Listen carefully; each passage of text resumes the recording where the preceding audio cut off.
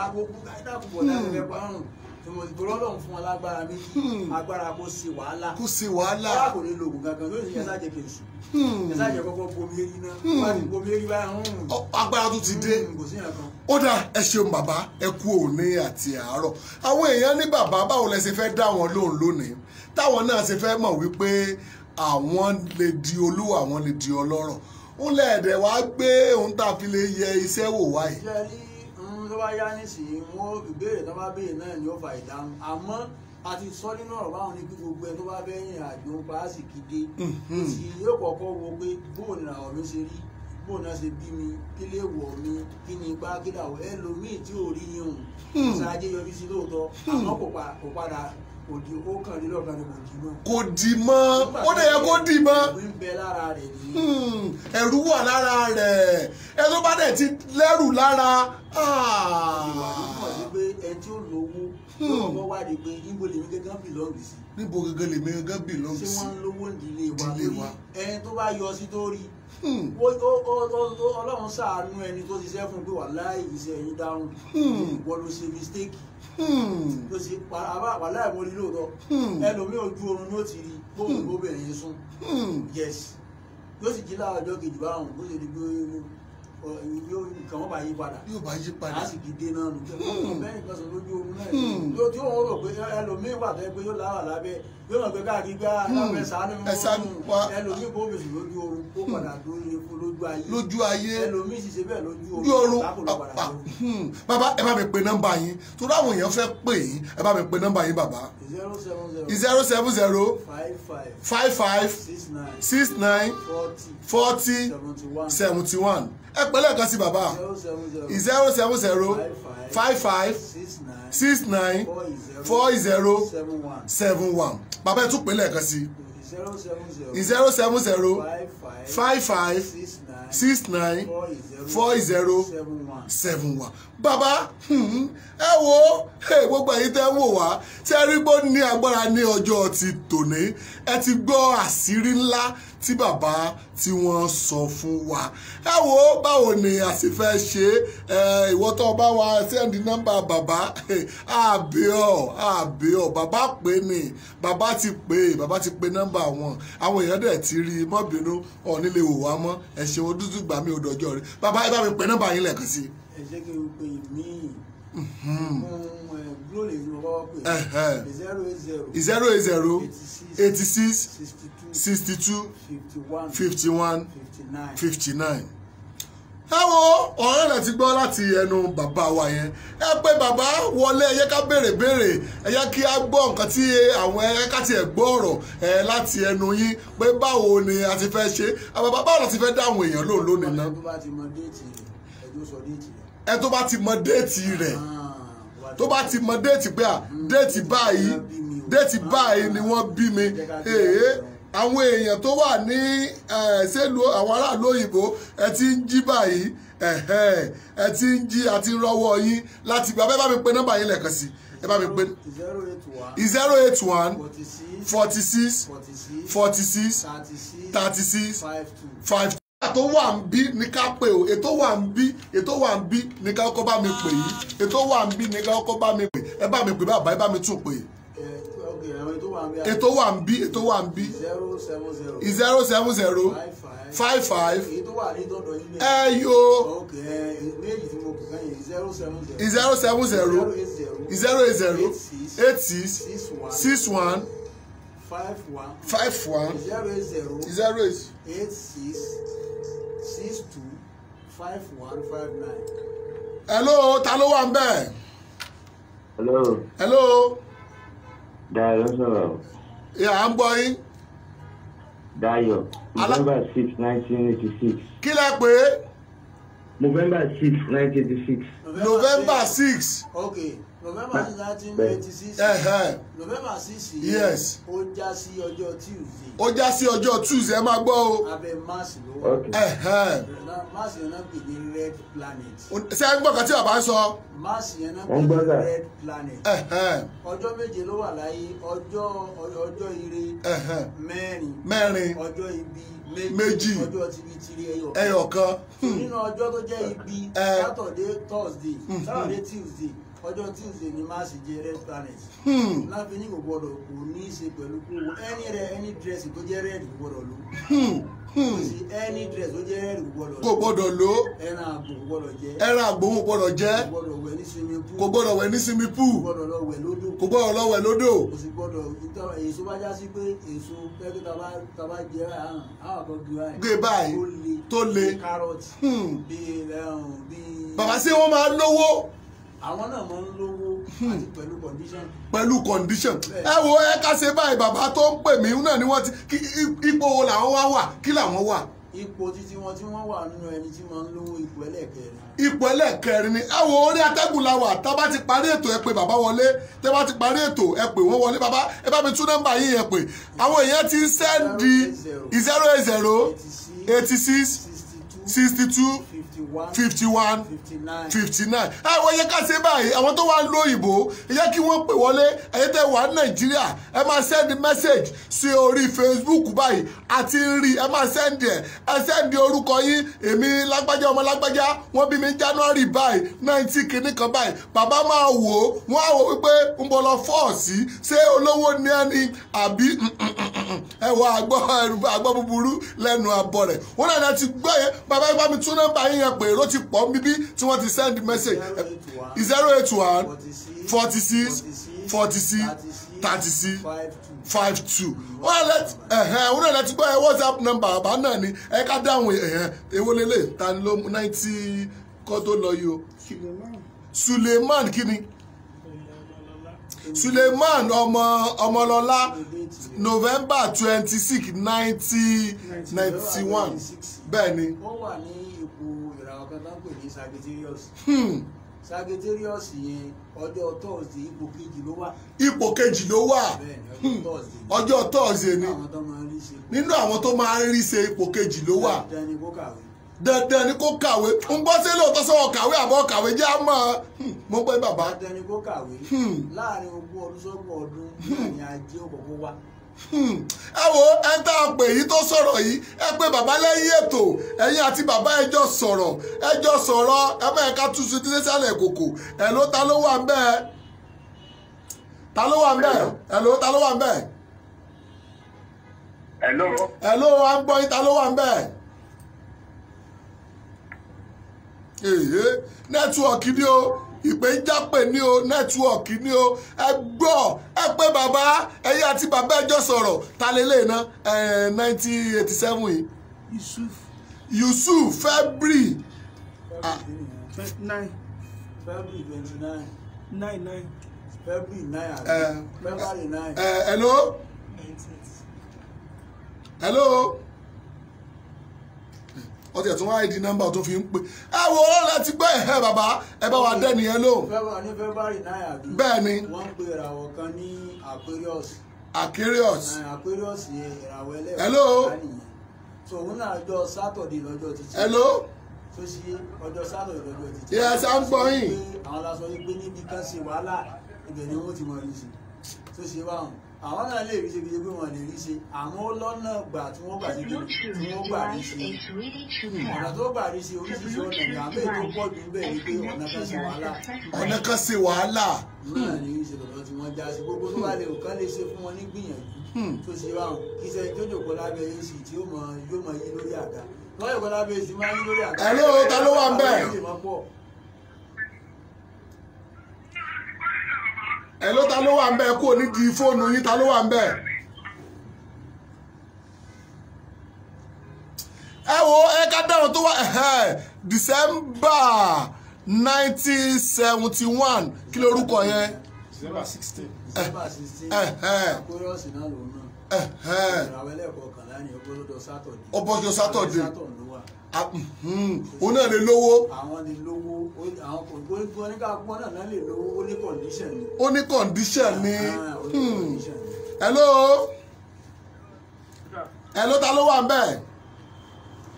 Yẹkínì Adésínà ni. Yẹkínì Adésínà kí ni déètì yín? 5th of March 5, 1986. March 5. Okay. Pisces ìràwọ̀ ẹlẹ́ẹ̀kejìlá ọjọ́ Thursday ipò ẹlẹ́ẹ̀kejì ló náà wà. Dandan ni kó kàwé sí ẹ kàwé. Ẹ kàwé wọ́n ní dandan ló yẹ kẹ́ lówó ṣùgbọ́n ẹ pé bàbá lẹ́yìn ètò ẹ̀yin àti bàbá ẹjọ́ sọ̀rọ̀ ẹ jẹ́ ká jẹ̀nu gbówó wá fún yín.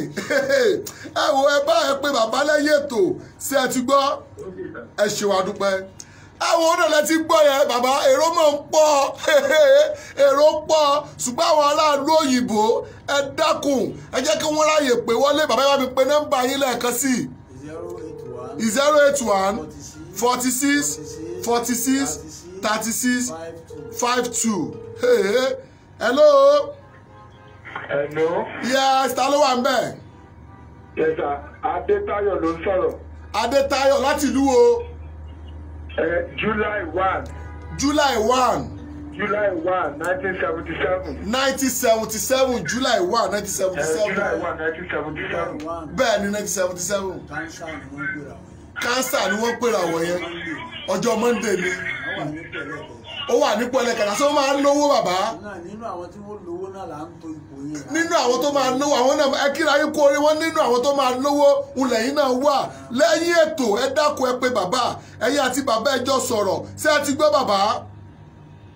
Ó tiẹ̀ ti lọ ẹ dákun ẹ bá mi dáhùn èèyàn mi tó wà lórí Facebook yìí ẹ jẹ́ ká tún ṣe báyìí bàbá ẹ dákun ẹ bá mi ṣe kinní kan fún àwọn tó ń wò wáyìí ṣé ẹ rí èèyàn mẹ́ta tó bá ń ṣíà prógráàmù yìí jù lórúkọ mi àti lórúkọ yín wọ́n gbọ́dọ̀ lówó wọ́n gbọ́dọ̀ dì máa ń jẹun ní owó ṣé ẹ ti gbọ́ bàbá sọ máa ṣeéṣe àbí òṣèṣe pẹ̀lú ògùn Ọlọ́run ẹ wo ẹnjíníà ẹ bá wa wò ó èèyàn mẹ́ta tó bá ṣíà prógráàmù yìí jù ẹ máa ṣíà ẹ máa láìkì ẹ máa fọ́lọ̀ rẹ̀ ta ló wà ńbẹ̀? Hello ta ló wà ńbẹ̀? Hello à ń gbọ́ yín ta ló wà ńbẹ̀ o? Okay. January 28. January 28. Bẹ́ẹ̀ni. January 28. Òun náà ti wà nípò àkúrẹ́ọ̀sì. Òun náà wà ní ipò kí ló nù? Ìràwọ̀ kọkànlá. Ipò tí wọ́n jìnnà. Àmọ́ gbogbo ẹ̀ tí mo sọ fún mi ká àbúrò ló ní condition. Bẹ́ẹ̀ ni ṣùgbọ́n àwọn náà máa lówó. Àwọn tó máa ń ṣe wàhálà. Àwọn tó máa ń ṣe wàhálà kan tó lówó ni. Ẹ wo ẹ̀yin náà bẹ́ẹ̀ ṣe ń ṣe wàhálà bẹ́ẹ̀ ṣe ń lówó tó. Ẹ dákun ẹ pé bàbá lẹ́yìn ètò. Ẹ̀yin náà dì máa ń jẹ̀nu.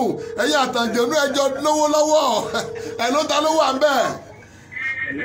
Ta ló wà ń bẹ̀? Ta ló wà ń bẹ̀? Ẹ wo ẹ̀yin èèyàn mi tẹ́ wà ń bíbí bẹ́ẹ̀ ṣe ń ṣí ààrẹ à ń rí ẹ bá wo November 14 1980 yẹn kí lórúkọ ẹ̀ Fẹ́mi kí nìyẹn? Bẹ́ẹ̀ ni àwọn náà wà nípò kẹrin Tuesday nìyẹn àwọn náà máa lówó ẹ̀yin náà máa dì máa jẹ̀rú tó ń lówó ẹ pé bàbá lẹ́yìn ètò ẹ ní wàhálà kankan ẹ kàn ti pé bàbá ẹ wá gbọ́ ẹ ká ṣe báyìí bàbá. Ǹjẹ́ téèyàn bá wá sọ́dọ̀ yín tó bá ní bàbá òun fẹ́ dolówó òun fẹ́ di ọlọ́rọ̀ tí ẹ lè bá jókòó fún àdúrà tí ó dẹ̀ dolówó tí ó dẹ̀ dọlọ́rọ̀ torí mo mọ̀ bẹ́ẹ̀ ṣe ń sọ̀rọ̀ yìí kì í ṣe pé gbéwèé síwájú kì í ṣe pé wọ́n nà kankan sí ó wà ní ọpọlọ yín ni a mọ̀ pé ẹ mọ̀ dáadáa ojú ṣeéṣe ká gbé pè yín náà ta ló wà ń bẹ̀? Oyinlọlá ló wà bẹ́ẹ̀ February 22. Oyinlọlá February 22. February 22. Bẹ́ẹ̀ ni bàbá. Ọ̀rọ̀ méjì ló wà láàrin February 22. Bẹ́ẹ̀ ni. Àwọn kan já sí ìràwọ̀ kẹwàá àwọn kan já sí ẹlẹ́ẹ̀kọkànlá àwọn máa ti kẹwàá àti kọkànlá ló ṣe abẹ́ sátọ̀ náà ní méjèèjì. Àwọn náà máa lówó àwọn náà lówó ní wàhálà wọn pọ̀ ṣùgbọ́n àwọn náà máa dì máa ń jẹ̀nu wá lówó ó ti parí ìwọ tó pé WhatsApp náà ìwọ náà ti dolówó nù. Hello. Hello sir. Hello. Mr. Jamiu ló ń sọ̀rọ̀ April 10, 1973. Jamiu ló ń sọ̀rọ̀ kò sí Mr. Jamiu ló ń sọ̀rọ̀. Orúkọ mi Jamiu. April 10. April 10. 1973. Ìlú wo lẹ wà? ìlú Amẹ́ríkà ń wà. Torí mo ti rí ìlú Amẹ́ríkà. Ẹ gbọ́ mi bàbá ẹ bá mi ṣàlàyé fún wọn. April 10 ìràwọ̀ alákọ̀ọ́kọ́ nìyẹn. Sáwọn náà máa lówó bàbá. Ẹni tó wà ní ìlú àwọn òyìnbó. Bẹ́ẹ̀ ni. Ẹ lè bó òyìnbó sọ̀rọ̀ àwọn kan wọ́n fẹ́ wọn níyàwó. Ẹ gbọ́ bàbá ṣé wà pẹ̀lú mi. Ṣé kìí sóyìnbó lẹ fẹ́ yàwó? Àmì ìyàwó ẹ̀kọ́ ń fẹ́ mi ìfẹ́yàwó mọ́ o. Àníṣe ẹ̀fọ́yìnbó ṣé kìí sóyìnbó lẹ fẹ́? Ó ti dá bá o. Wọ́n lẹ́ẹ̀lẹ́ fẹ́ tó bá pupa wípé ẹ̀lẹ́fẹ́ tó bá pupa wípé ṣùgbọ́n nú àwọn tó máa lówó tí ayé máa mọ̀ pé nú ẹ̀lẹ́wà lẹ́yìn ètò ẹ pé bàbá ṣe ti gbọ́ ẹ pé bàbá lẹ́yìn ètò. Ẹ wo ẹ̀yin èèyàn mi tẹ́ wà ní Facebook à ń gbádùn yín bẹ́ẹ̀ ṣe dúró tì wá bẹ́ẹ̀ ṣe ń láìkì péjì ẹ máa fọ́lò rẹ̀ ẹ máa ṣíà ẹ̀ àwọn òòtà ló tún wà ń bẹ̀ àwọn èèyàn ti ṣíà àwọn èèyàn ti ṣíà àwọn èèyàn ti ṣíà àwọn èèyàn ti ṣíà bàbá bá mi pe nọ́mbà yín torí àwọn aráàlú òyìnbó bá mi pe nọ́mbà yín lẹ́ẹ̀kan sí 081 46 46 36 52 WhatsApp number nìyẹn alẹ́ tó wà ń bí gẹ́gẹ́gẹ́gẹ́gẹ́gẹ́gẹ́ yìí òun náà lẹ́ pè yìí bẹ́ẹ̀ ni mo sáré sí 162 080 86 62 51 59 bàbá bá mi dé náà lóhùn kí ni déètì rẹ̀. May 20 1997. May 20 bẹ́ẹ̀ ni ó wà nípò ẹlẹ́ẹ̀kẹta. Ipò ẹlẹ́ẹ̀kẹta bàbá sóun náà máa lówó àbí ò ní lówó. Òun náà tún ní kọ̀ǹdíṣàn ni gbọ́ mi pé bàbá lẹ́yìn ètò gbogbo ẹ̀yin tẹ́ ń sẹ́ndí mẹ́sẹ̀jì ẹ̀wọ̀n bá wọn February 1 yìí ọ̀rọ̀ tó sùn wọn pé February 1 1991. Ìràwọ̀ ẹlẹ́ẹ̀kẹwàá abẹ́ Saturn náà wà yes bàbá ẹ jẹ́ ń dèèyàn mi yìí lóhùn Amẹ́ríkà ló wà ẹ̀lò ta ló wà ń bẹ̀ ẹ̀lò ta ló wà ń bẹ̀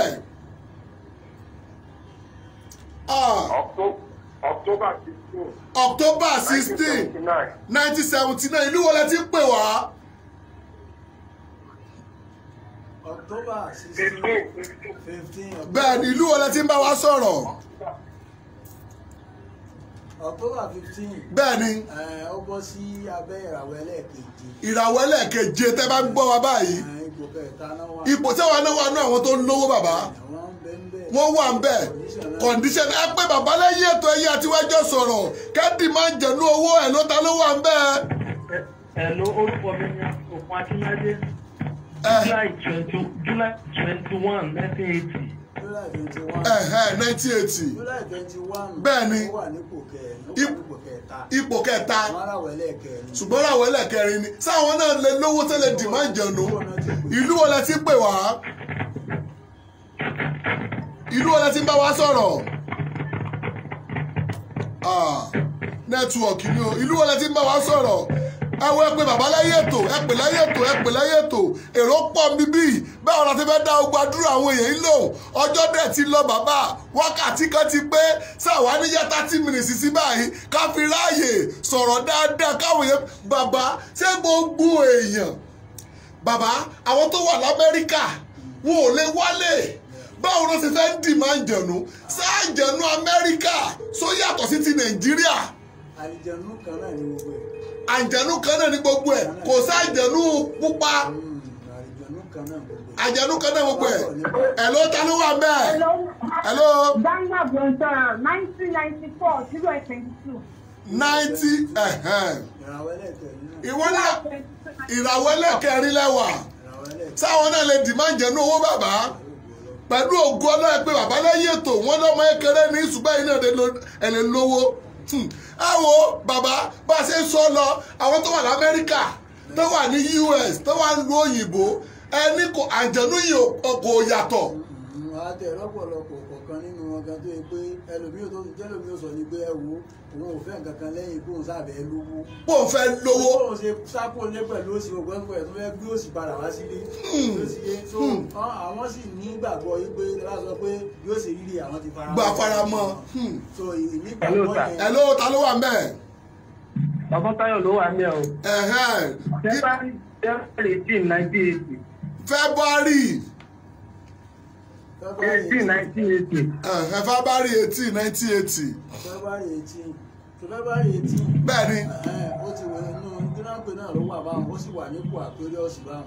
Ipò kelo. Ẹ̀kọ́ kàlá wà nípò karùn-ún. Ipò karùn-ún. Bàbá sáwọn náà lè dì máa jẹ̀lú owó. Bẹ́ẹ̀ni bàbá.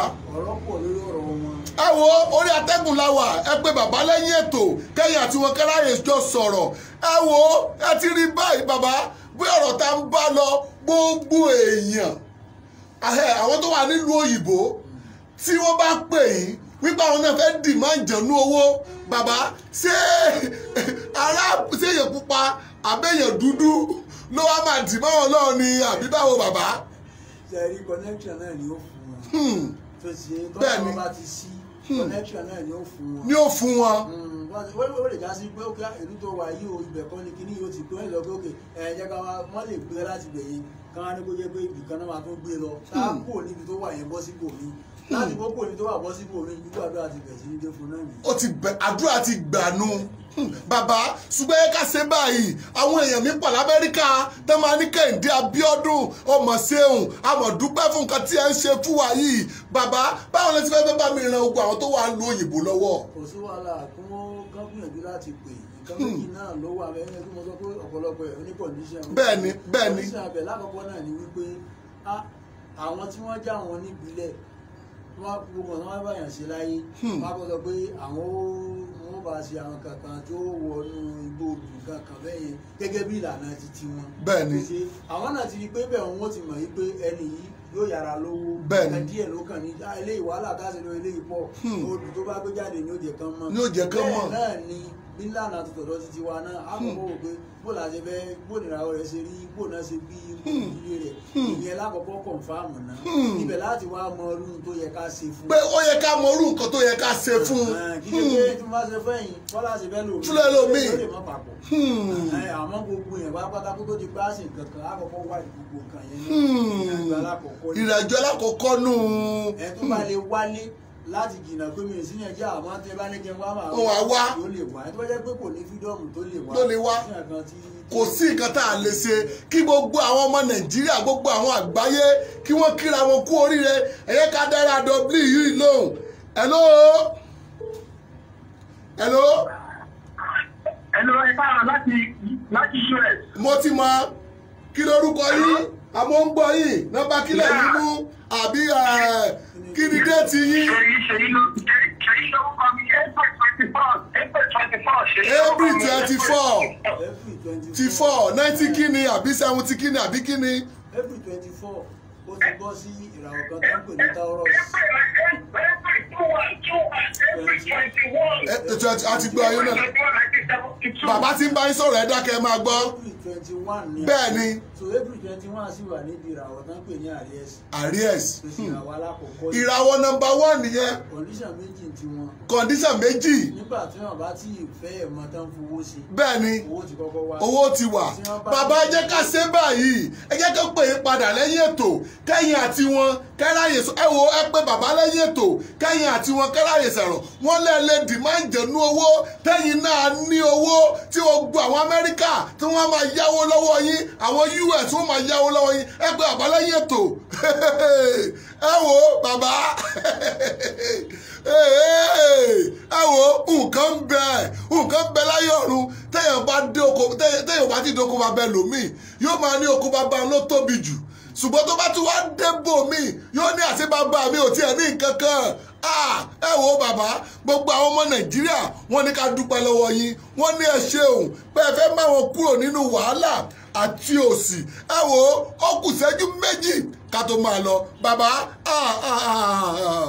ẹ dákun ẹnjíníà ẹ bá mi ṣe 30 minutes sí ó ti fẹ́ lé àdẹ̀ tí gbádùn bàbá dáadáa ẹ wo á tún gbádùn bàbá lọ́sẹ̀ tí ó ń bọ̀ àbí ṣé lọ́la ní ká fi sí ni àbọ̀sẹ̀ tó ń bọ̀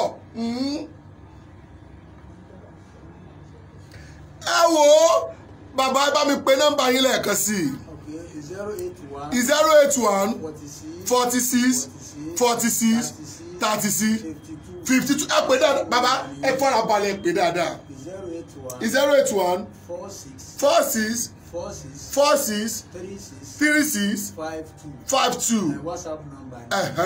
So 070 55 69 40 71. So 080 86 62 51 51 59. ó dá ṣe ń bàbá ẹ wo ta lélẹ́yìí ájíà ni ohun tá a ṣe lẹ́sẹ̀ yìí ṣùgbọ́n ẹ̀sẹ̀ àfihàn lẹ̀ ájíà wa ni àwọn ni oníkan náà ni torí àwọn 419 ń la ṣe kọ nọ́mbà sójú kínní pé kí bàbá fẹnu ara wọn kó fi pe nọ́mbà jáde ń ní ṣùgbọ́n bàbá ẹ ló ta ló wà ń bẹ́ẹ̀ òrè bété ẹ wo kò ní jù báyìí lọ ẹ jẹ́ ká máa lọ lórí ètò lọ́jọ́ ti tòní bàbá níbo làdírẹ́sì yín. ìlú tí wọ́n pè ní ẹlẹ́yọkàlẹ́gbẹ̀ẹ́ Ọ̀fà. ẹlẹ́yọkàlẹ́gbẹ̀ẹ́ Ọ̀fà. Ẹ̀fọ́ ti Kwara State. ibẹ̀ ni ibùgbé wa wà. bẹ́ẹ̀ ni ó dá ṣe ń bàbá ẹ bá mi pe nọ́mbà yín lẹ́ẹ̀kan sí bàbá ká tó máa lọ ẹ̀ ló ta ló wà ń bẹ́ẹ̀. eléyìí já dànù ẹ̀ ló ta ló wà ń bẹ́ẹ̀. hello. àpáta bàbá sọ̀rọ̀ mi. ẹ wo ẹ jẹ́ ká ṣe báyìí ẹ bẹ́ kó dàbí pé ẹ ta ló ṣí àjù ẹ bá wọ ẹ tó ṣí àjù ẹ tó bá ṣí àjù ká mọ̀ ọ́. ẹ yẹ ká mẹ́ tó ṣí àjù ìwọ ti kíra ọtí sóríire. ó dá ẹ yẹ ká ṣe báyìí bàbá ẹ yẹ ká ṣe báyìí tó bá di ọ̀sẹ̀ tó ń bọ̀ àbí gbà míì á ti kọ́ jáde ẹ yẹ káwọn ẹ tó máa ṣí ààrẹ jù kó tó dìgbà tá a máa ṣe prógráàmù míì tá a bá ti mọ̀ ọ́n wọn làwọn kọ́ máa dá lóhùn gbogbo èyí tẹ ẹsẹ̀ ń wọlé ẹ ṣíà prógráàmù yìí tó bá ti ṣíà rẹ̀ tó fọ́lọ̀ wa tó lọ sórí YouTube channel wa Adùn Àṣà Yorùbá TV lọ subscribe sórí rẹ̀ ìwọ tó bá ti ṣe bẹ́ẹ̀ tó bá ti di ọ̀sẹ̀ tó ń bọ̀ àbí láàrin ọ̀sẹ̀ yìí tó bá ti gbé bàbá wa padà gbọ́ mi ìwọ làwọn kọ́ máa dá lò wàá dì máa ń jẹ̀nu owó ìwọ náà ti di olówó nù kí mọ̀ kíra rẹ kú oríire máa ṣíà prógráàmù yìí máa láìkẹ̀ bàbá ẹ bá mi ṣàdúrà fáwọn tó dúró tì wá láti ìgbà tá a ti bẹ̀rẹ̀ ẹ bá mi ṣàdúrà fún wọn bàbá. so gbogbo ẹ̀yin tí ẹ dúró tó ẹ pé àti bẹ̀rẹ̀ àti àárín àti ìparí ètò yìí ṣojú yín Ọlọ́run kí ó jẹ́ kí orí yín ó tètè yá. àṣẹ bàbá mi. orí tètè jẹ́ tọ̀dọ̀ títí. àmínà. ó jẹ́ pàbàlàgbà ní ọlọ́run káàsì orí tètè wáyé fún yín. àmínà. àwọn ọmọ yín. àmín. àwọn aláwọlé tì yín. àmín. nínú ìgbésí ayé tì yín. àmín. nǹkan tí ẹ lé tẹ̀ tí ìbọn Ọlọ́run kò jẹ́ kẹ́ ẹ bá. àmín. ètò lẹ́wà gbọ̀ lẹ́yìn tí àfẹ́kó bá wà ó náà ní kú ọ̀nà làárùn ọ̀nà làárẹ̀ ọ̀nà làálẹ̀ ìbọn Ọlọ́run ló bá wa láyé. àmín. Ọlọ́run bá wa ṣe bẹ́ẹ̀. àmín. àmín.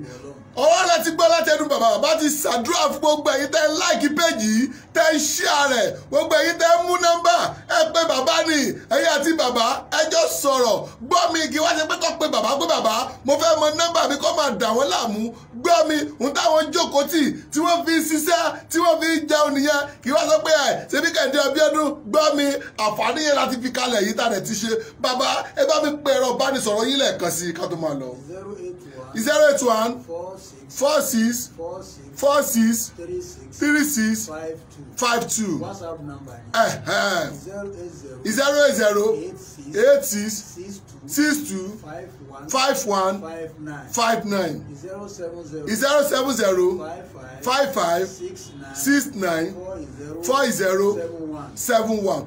ẹ̀wọ̀n kò ní jù báyìí lọ lọ́jọ́ ti tòní akí gbogbo ẹ̀yin tí ẹ tẹ̀lé àfáà wa wá sínú stúdíò wa lọ́jọ́ ti tòní adúpẹ́ lọ́wọ́ yín o adẹ̀dúpẹ́ lọ́wọ́ Àjíà tó tẹ̀lé àáfàá náà wá ẹ wo ìyá dáadáa ni wọ́n tá a bá lọ Ọ̀fà wọ́n pákéjì sínú láìlọ́ọ̀nù wọ́n pákéjì ẹ̀ fún wa abọ́tọ̀ tí ọkọ̀ fi gbóúnjẹ fún wájọ́ kìíní àná mi ò rírú ẹ̀ rí tó gbé wọ́n ti ẹ̀pá àdánù ni ó dùn mí débi wípé wọ́n bá fi gbẹ́rẹ́ sí sápá kan wọ́n fi ẹran sí wọ́n fi mọ̀tínà tútù wọ́n fi tì í adúpẹ́ lọ́wọ́ yín o àìdúpẹ́ lọ́wọ́ ọ̀gá ìjò ẹnjíníà wa nìyẹn adúpẹ́ lọ́wọ́ Káyìndé ìtakùrẹ́ náà wà bí Julius nìyẹn ẹ wo kò ní jú báyìí lọ́jọ́ tòní tá a bá ti parí ètò ẹ máa pe àfà ẹ̀yin àti wẹ́jọ́ máa sọ̀rọ̀ adúpẹ́ lọ́wọ́ yín o àmọ́ lóore gbọ́ ẹ̀jẹ̀ ẹ̀sẹ̀ ń wọlé adúpẹ́ o ẹ máa share program yẹn máa like ẹ gbọ́ mi sí káfà àtúwà lọ́la ìwọ tó fẹ́ káfà wá lọ́la ìwọ kà type ẹ̀ sórí rẹ̀ pé